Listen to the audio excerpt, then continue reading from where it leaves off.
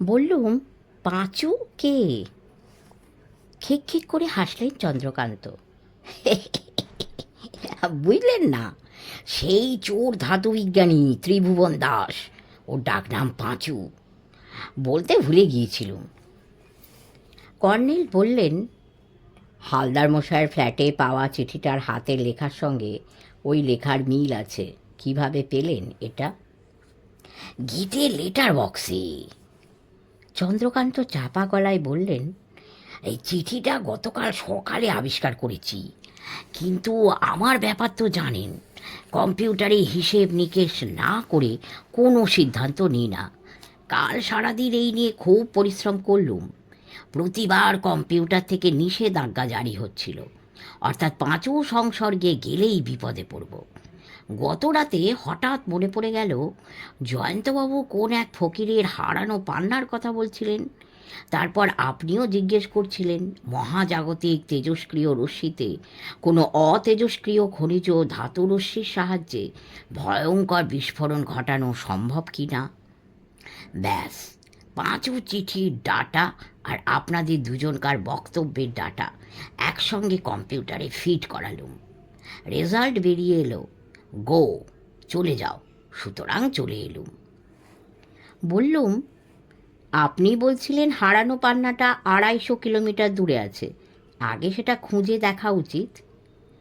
চন্দ্রকান্ত মিটিমিটি হেসে বললেন, খুঁজতেই হবে। পাঁচুর উদ্দেশ্য তো বুঝে গেছি, সাংঘাতিক কীর্তি মারণাস্ত্র। কোনো ধনী দেশের কাছে সেটা বেচলেই কোটিপতি হয়ে যাবে পাঁচু। এখন ওর দরকার একটা বড় সাইজের রত্ন। কর্নেল বললেন, বাচ্চু ফকিরের হারানো পান্নাটা পেলে পাঁচুবাবুর উদ্দেশ্য সিদ্ধ হয়। চন্দ্রকান্ত জ্যাকেটের পকেট থেকে একটা সিগারেট লাইটারের মতো যন্ত্র বের করলেন। এটা একটা ডিটেক্টর। সাধারণ মেটাল ডিটেক্টর বলতে যা বোঝায় তা নয়।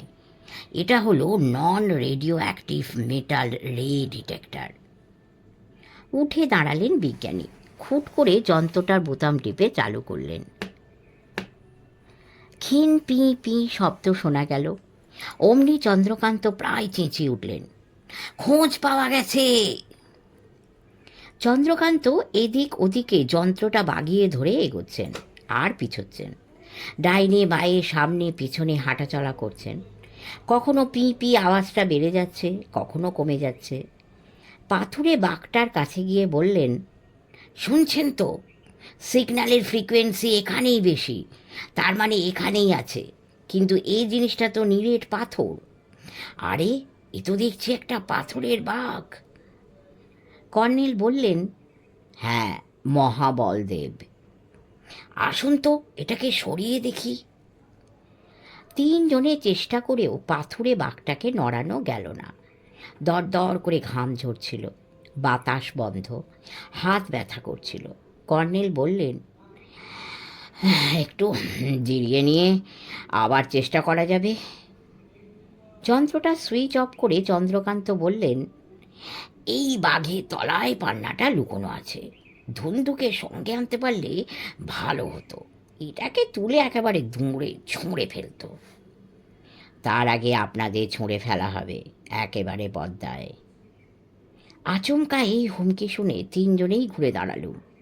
পেছনে ভাঙাচোরা কয়েকটা পাথুরে থাম ঘিরে যথেষ্ট ঝোপ গজিয়েছে, আর সেখানে দাঁড়িয়ে আছেন স্বয়ং শেঠ মশাই, তার পাশে গোবিন্দ পালোয়ান।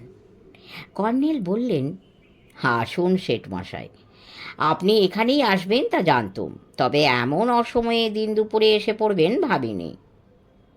শেঠমশাই এগিয়ে এসে বিজ্ঞানী চন্দ্রকান্তের দিকে চোখ কটমট করে তাকিয়ে বললেন, কে ইনি? প্রখ্যাত বিজ্ঞানী চন্দ্রকান্ত চৌধুরী। বিজ্ঞানী হন আর যাই হন, ওর কথাবার্তা ভালো নয়।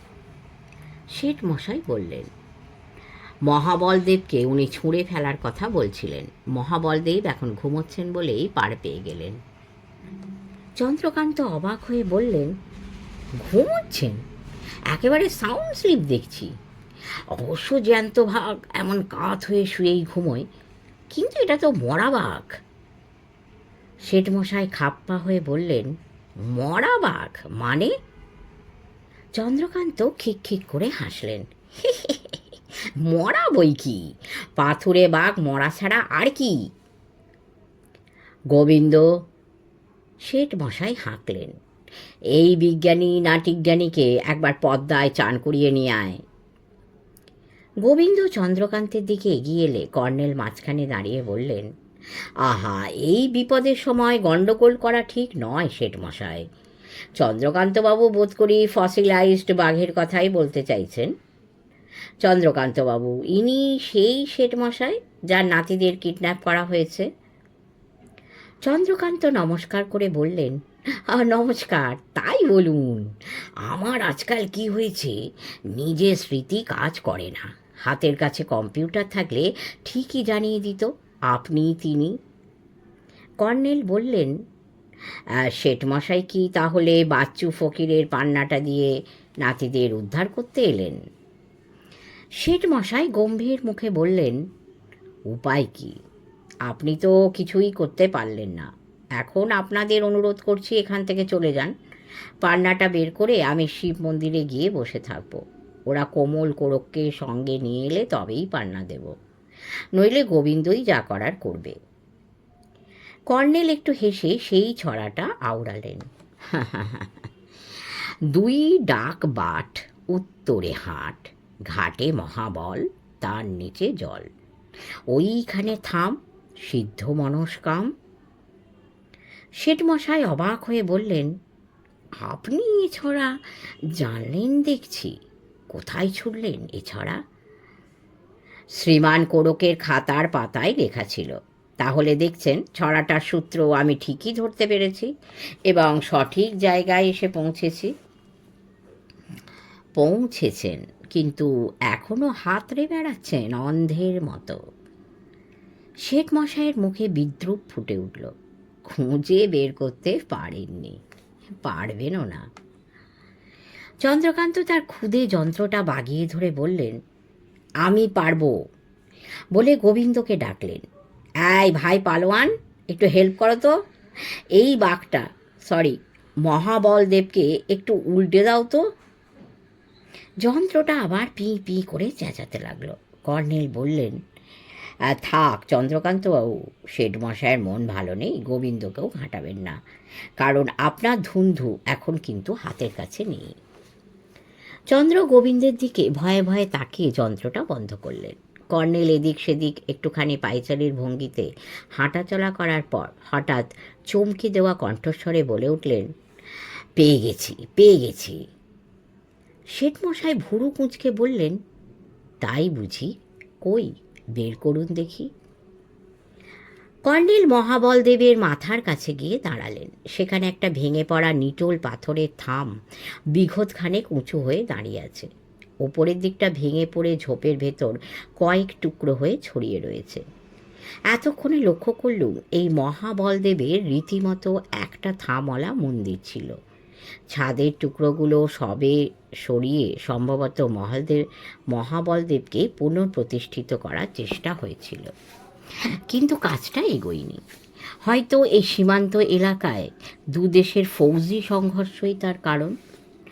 কর্নেল হাঁটু মুড়ে সেই থামটার গোড়ার দিকে ঝুঁকে পড়তেই শেঠমশাই বললেন, কর্নেল, আপনারই জিত। কর্নেল উঠে দাঁড়িয়ে বললেন, আপনার রচিত ছড়ায় আছে ওইখানে থাম, সিদ্ধ মনস্কাম। আমি ভেবেছিলাম থামতে বলা হচ্ছে, কিন্তু আসলে আপনি একটা থাম বা স্তম্ভের কথাই বলেছেন। ঘাটে মহাবল, তার নিচে জল। এখানে ঘাটের ধাপ দেখতে পাচ্ছি। বালিতে ঘাটটা অবশ্য তলিয়ে গেছে, কিন্তু একসময় এখানে জল ছিল, তার নিচে জল, ওইখানে থাম, সিদ্ধ মনস্কাম। এই থামটাই ঘাটের ধারে টিকে থাকা শেষ থাম, কিন্তু তার চেয়ে গুরুত্বপূর্ণ হলো থামটার নিচে থাকা একটা ছিদ্র। কুশ ঘাসের আড়ালে ছিদ্রটা ঢাকা পড়েছে। ওই ছিদ্রটা একটা তালা বলেই মনে হচ্ছে। শেঠমশাই বললেন, হ্যাঁ, তালা। এই তালা চাবি আপনার কাছে আছে? আছে। আপনার হাতের ওই মোটা ছড়ির মাটের ভেতর লুকোনো আছে? শেঠমশাই হঠাৎ একটু চটে গেলেন। এত আপনার বুদ্ধিশুদ্ধি, অথচ আমার নাতিদের উদ্ধার করতে পারলেন না? আমাকে কিডন্যাপারদের দাবি মেনে নিতে কষ্ট করে ছুটে আসতে হলো। কর্নেল হাসলেন। কোমল আর কোরকের জন্য ভাববেন না শেঠমশাই। ভাববো না? কি বলছেন আপনি? শেঠমশাই, আগে আমার কিছু প্রশ্নের উত্তর দিন, তারপর আপনার নাতিদের উদ্ধারের চেষ্টা করব। কি আপনার প্রশ্ন? আপনার ব্যাংকের আলমারি থেকে সত্যি কি বাচ্চু ফকিরের পান্না চুরি গিয়েছিল? শেঠমশাই ফোঁস করে শ্বাস ফেলে বললেন, পুরনো কথা, চাপা আছে, চাপাই থাক। শেঠমশাই, পান্না চুরি যায়নি। যায়নি তার একমাত্র কারণ ওটা এই থামের ভেতর লুকোনো আছে। শেঠমশাই একবার কর্নেলের দিকে তাকিয়ে মুখ নামালেন, কিছু বললেন না। কর্নেল বললেন, আপনার ব্যাংকে লগ্নি করা টাকা অনাদায় হওয়াতে বিপদে পড়েছিলেন। আমানতকারীরা টাকার দাবিতে মামলা করেছিল, তাই পান্নাটা গোপনে বেচে তাদের টাকা শোধ করার মতলবে বাচ্চু ফকিরকে বলেছিলেন ওটা হারিয়ে গেছে। বাচ্চু ফকির অভিশাপ দিয়ে চলে যান। তারপরে আপনার স্ত্রী দরিয়াগঞ্জের শিব মন্দিরে পুজো দিতে এসে স্নান করার সময় পদ্মায় তলিয়ে যান। অমনি আপনি ভয় পেয়ে যান। কে বলল এসব কথা? কর্নেল হাসলেন। আপনার ব্যাংক সম্পর্কে খোঁজখবর কলকাতায় পুরনো রেকর্ড ঘেটেই জেনে এসেছি। আর আপনার স্ত্রীর দুর্ঘটনা মৃত্যু সম্পর্কে দরিয়াগঞ্জে বিশদ তদন্ত করেছি। তাছাড়া আপনি নিজেও এসব ঘটনা সংক্ষেপে বলেছেন আমাকে, শুধু বলেননি যে পান্নাটা সত্যি চুরি যায়নি। আমাকে আপনি বলেছেন বাচ্চু ফকিরের কাছে ক্ষমা চাইতে বহুবার দরিয়াগঞ্জ ছুটে এসেছেন, কিন্তু তার খোঁজ পাননি। ক্ষমা চাইতে নয়, বাচ্চু ফকিরকে তার পান্না ফেরত দিতেই আসতেন আপনি। অভিশাপের ভয়েই হোক আর অনুশোচনা বোধেই হোক, পান্না ফেরত দিতে চাওয়ার মধ্যে আপনার বিবেকই কাজ করেছে। আপনার প্রশংসা করছি শেঠমশাই। শেঠমশাই দুঃখিত মুখে বললেন, বাচ্চু ফকিরের খোঁজ না পেয়ে ঠিক করেছিলুম পান্নাটা কোথাও লুকিয়ে রাখা দরকার। এখানে এই বেদিটা দেখছেন, এর উপর মহাবলদেবের ওই মূর্তিটা ছিল। এখানে একটা গাছ ছিল মাত্র, কোনো মন্দির ছিল না। কিছু জমি বেচে আর লোকের কাছে চাঁদা তুলে 7টা থামের মাথায় ছাদ বসিয়ে মন্দির তৈরি করে দিয়েছিল। এই জায়গাটা তখন দরিয়াগঞ্জেরই অংশ ছিল। ধ্বংসস্তূপে প্রচুর পাথরের থাম পড়েছিল, এখনও আছে। সেই সব থাম জোর দিয়ে কম খরচায় কোনো রকমে একটা মন্দির গড়া।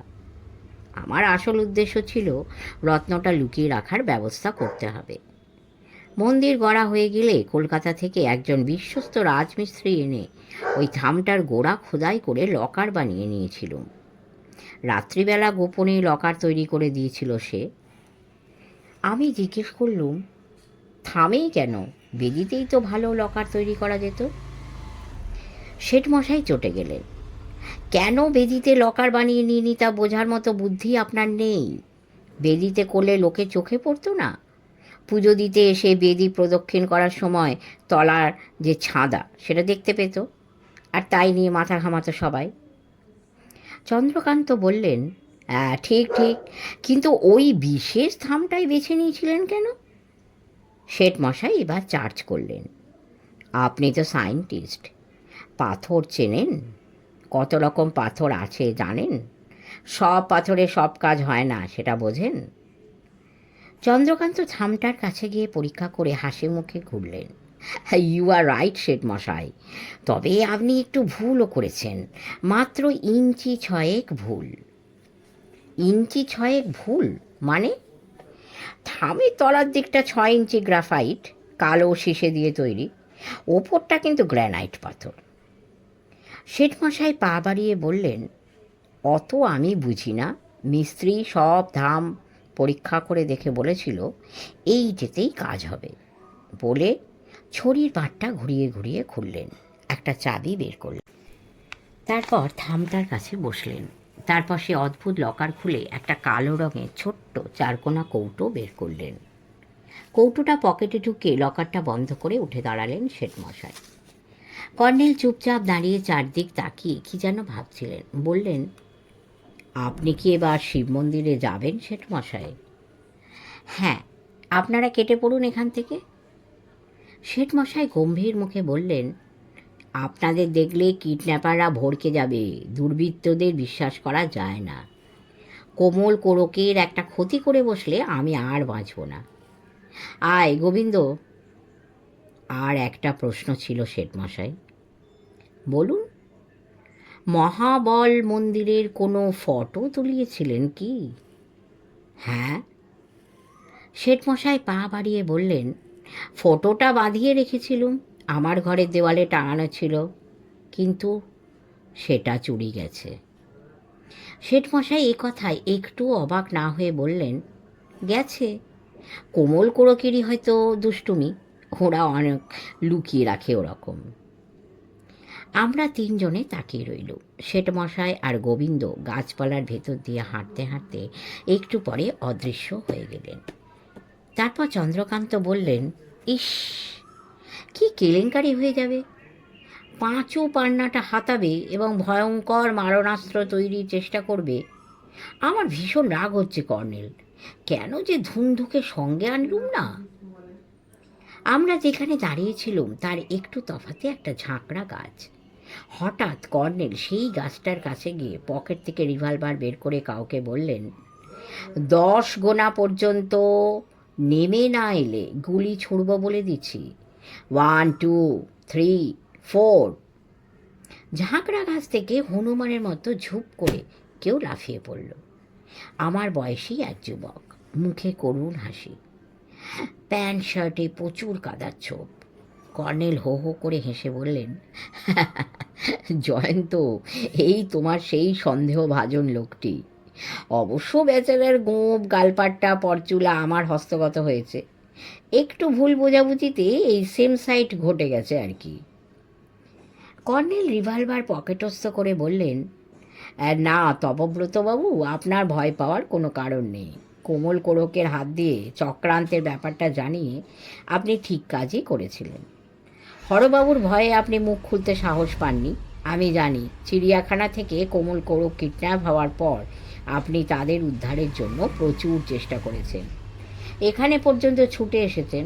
তবে ওই যে বললুম, গত রাতের ঘটনাটা নেহাত ভুল বোঝাবুঝি। আমি বোকা বনে গেছি, জীবনে এমন বোকা কখনো বনিনি।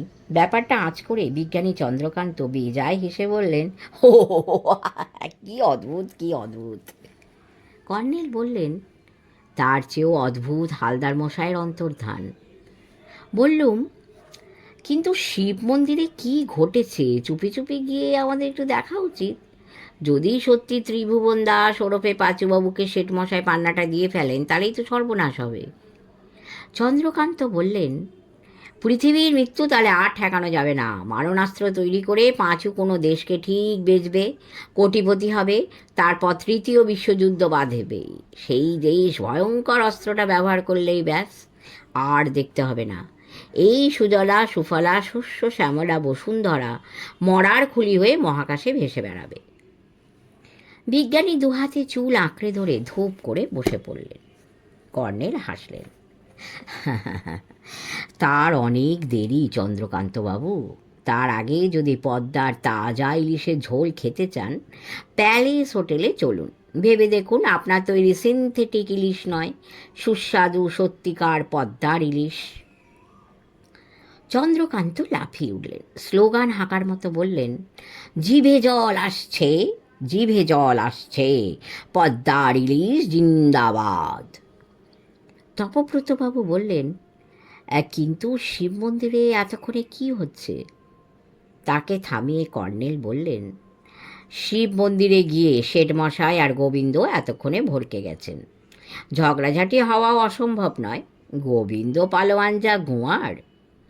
চন্দ্রকান্ত বললেন, হ্যাঁ, গোয়ার গোবিন্দ কথাটা শুনেছি বটে, কিন্তু সেখানে ঝগড়া হচ্ছে কেন? এক দঙ্গল পুলিশ লাঠি বন্দুক বাগিয়ে দাঁড়িয়ে আছে। গত রাতে শেঠমশাইয়ের আশা দেখেই বুঝেছিলুম বাচ্চু ফকিরের পান্না বের করে নিয়ে তিনি শিব মন্দিরে হাজির হবেন, তাই সকালে থানায় গিয়ে ওই ব্যবস্থা করে রেখেছি। সর্বনাশ!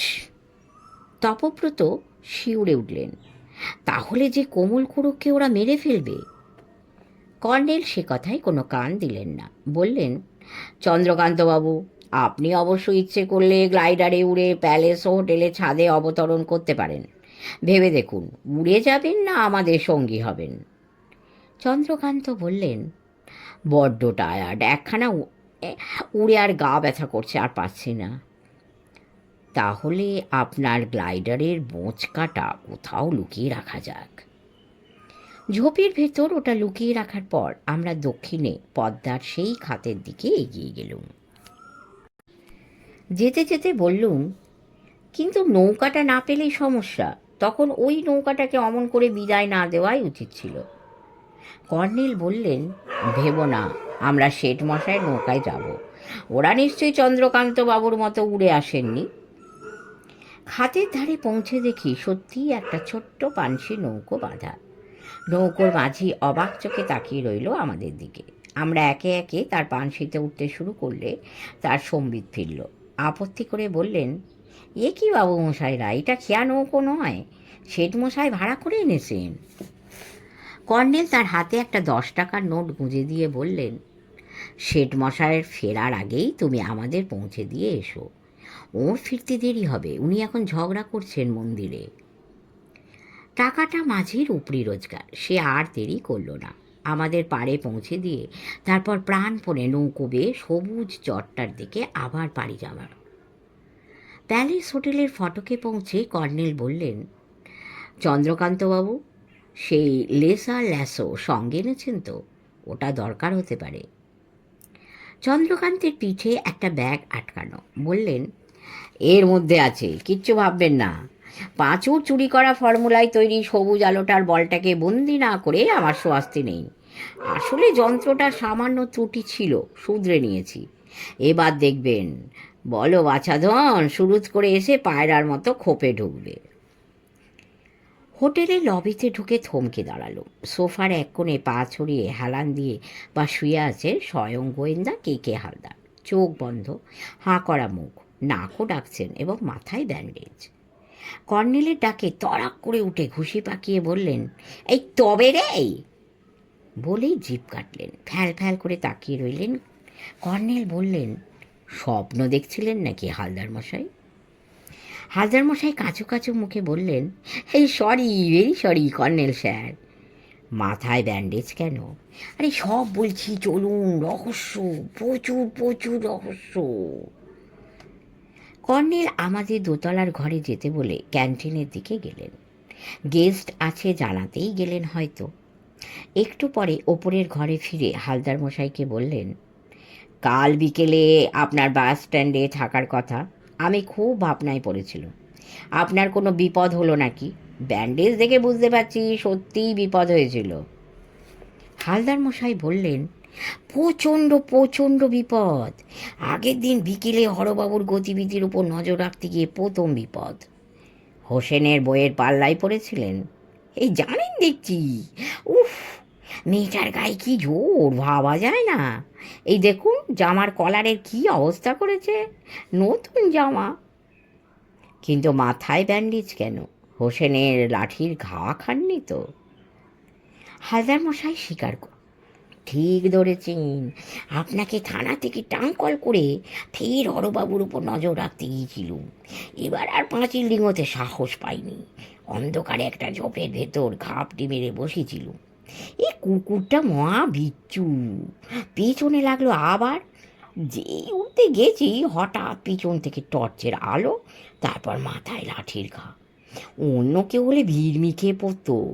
পুলিশ লাইফে এমন অনেক বিপদ গেছে, কাজেই বিপদেও মাথা ঠিক থাকে। রক্তারক্তি হলেও। চন্দ্রকান্তবাবু বললেন, তারপর তারপর এই তারপর আর কি? হালদার মশাই ফোঁস করে নিঃশ্বাস ফেলে বললেন, মাথা ফেটে রক্তারক্তি হলে দৌড়ে পালাতেই হয়, তারপর সোজা হাসপাতালেই যেতে হয়। কিন্তু আমার বেলায় সমস্যা হলো, ডাক্তারবাবু কিছুতেই ছাড়বেন না। বললেন, এই অবস্থায় হাঁটাচলা করলে মারা পড়বেন মশাই। খামোকা বেটে শুইয়ে রাখলেন। কি বিপদ দেখুন। কর্নেল বললেন, হাসপাতাল থেকে পালিয়ে আসেননি তো হালদার মশাই? তা আসতেই হলো, উপায় কি, এ সময় হাসপাতালে শুয়ে থাকা চলে?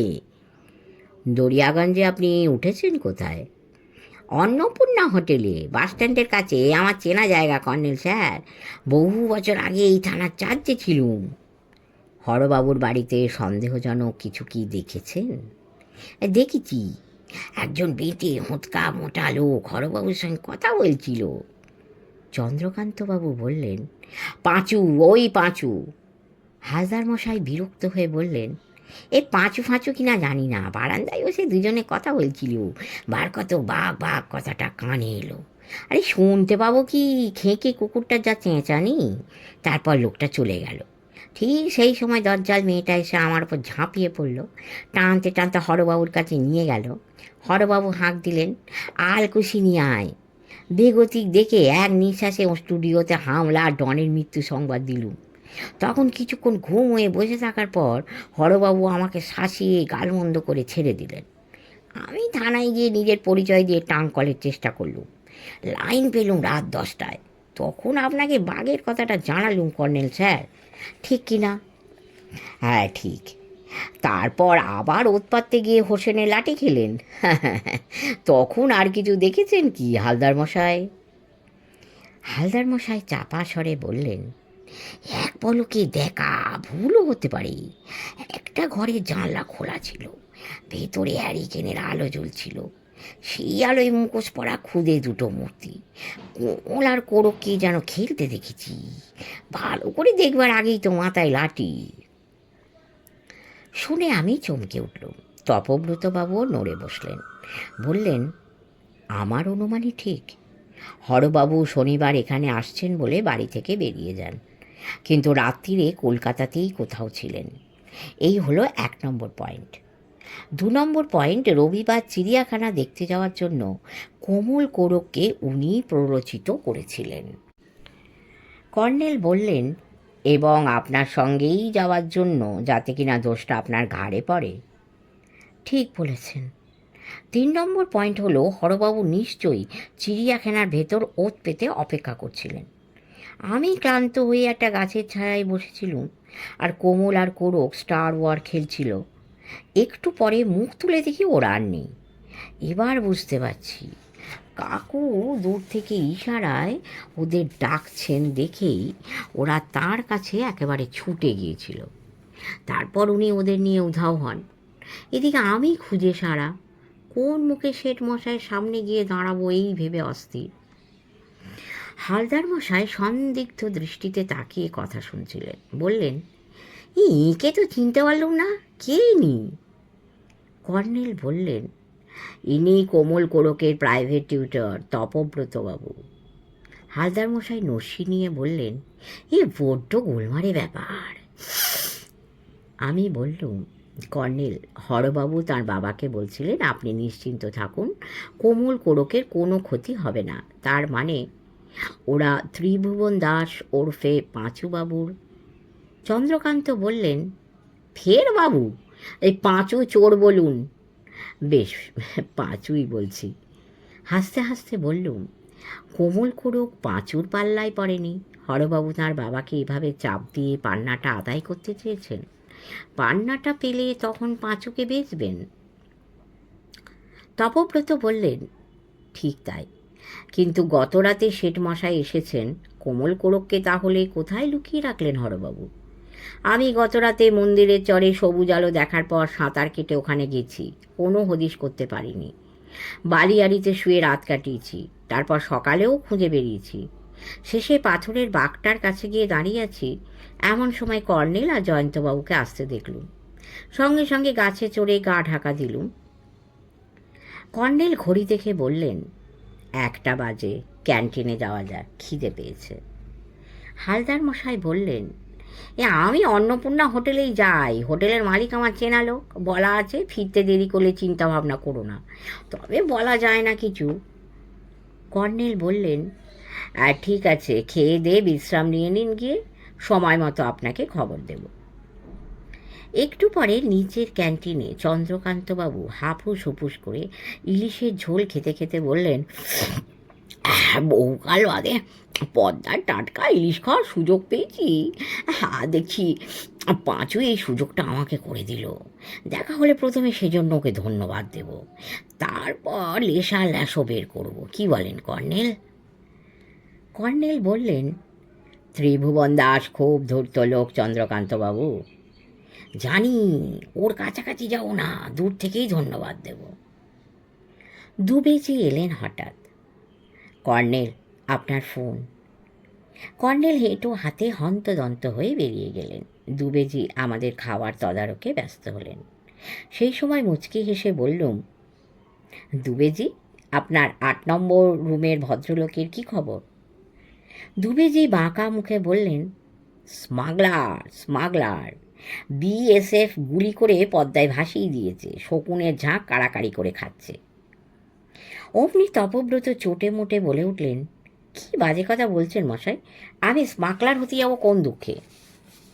দুবেজি অবাক হয়ে বললেন, কি মুশকিল, আপনাকে কে স্মাগলার বলেছে? আমি 8 নম্বর রুমে লোকটার কথা বলছি। আমিই তো 8 নম্বর রুম বুক করেছি। তার মানে?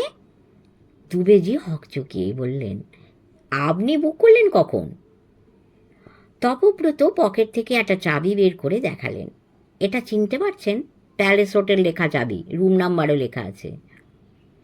দুবেজি হতবম্ব বললেন, কিন্তু সে তো অন্য লোক, ইয়া গোপ, গালপাট্টা, মাথায় পাখির বাসার মতো চুল, বয়স্ক লোক, আর আপনি তো একেবারে নিরীহ চেহারার ইয়াং ম্যান। আমি এবং চন্দ্রকান্ত হাসছিল। বললুম, পরে সব কর্নেলের কাছে শুনবেন দুবেজি, ইনি তিনি ছদ্মবেশে এসেছিলেন স্বপন মজুমদার নামে। দুবেজি মিনিট খানেক ফ্যাল ফ্যাল করে তাকিয়ে রইলেন তপব্রতের দিকে। তারপর ফোঁস করে চাপা শ্বাস ফেলে বললেন, ঠিক আছে। একটু পরে কর্নেল ফিরে এলো। জিজ্ঞেস করলুম, কার ফোন? থানা থেকে অফিসার ইনচার্জ মুকুন্দবাবু জানালেন, কথা মতো কাজ হয়েছে, তবে একটু ঝামেলাও হয়েছে, 3 জন কনস্টেবল আহত। চন্দ্রকান্ত ইলিশের কাঁটা চুষতে চুষতে বললেন, পাঁচুর গায়ে জোর আছে, ওকে আমরা বলতুম এলিফ্যান্ট ম্যান। পাঁচু নয় চন্দ্রকান্তবাবু, গোবিন্দ। এবার ব্যাপারটা বুঝতে পেরে বললুম, গোবিন্দের সঙ্গে পুলিশের ঝামেলা হয়েছে? আপনি শিব মন্দিরে ঝগড়া হতে পারে বলেছিলেন। কর্নেল বললেন, ঠিক ধরেছ জয়ন্ত, মুকুন্দবাবুকে বলেছিলুম শেঠমশাই শিব মন্দিরে গেলে যেন তাকে সসম্মানে গ্রেপ্তার করে থানায় নিয়ে যাওয়া হয়। তাই করতে গিয়ে গোবিন্দের সঙ্গে কনস্টেবলদের মল্লযুদ্ধ হয়ে গেছে। শেষে গোবিন্দের বুকে রাইফেলের নল ঠেকিয়ে তাকে কাবু করা হয়েছে। চন্দ্রকান্ত বললেন, কাজটা ভালো ঠেকছে না, শেঠমশাইকে খামোকা গ্রেপ্তার করা মোটেই উচিত হয়নি। খামোকা নয় চন্দ্রকান্তবাবু। কর্নেল তার ঝোল ভাতে হাত লাগালেন। ওর কাছে মূল্যবান একটা রত্ন আছে, তাই ওর নিরাপত্তার জন্যই এই ব্যবস্থা করতে হয়েছে। শেঠমশাই এখন রত্নটা সমেত নিরাপদে পুলিশের হেফাজতে রয়েছেন। তপব্রত বললেন, কোমল আর কোরকের বিপদ হবে না তো এবার? কর্নেল বললেন, আর একটু অপেক্ষা করুন তপব্রতবাবু, আশা করি আজ এই রহস্য অ্যাডভেঞ্চারের পালা শেষ হয়ে যাবে। শেষ করলাম 6ষ্ঠ পর্ব। এর পরের পর্বে আশা করি সমস্ত রহস্য রোমাঞ্চের পালা শেষ করতে পারবো। সকলে ভালো থাকবেন, সাবস্ক্রাইব করে আমাদের পাশে থাকবেন, লাইক করবেন, কমেন্ট করবেন। পরম করুণাময় আমাদের এবং আপনাদের সকলের মঙ্গল করুন। নমস্কার।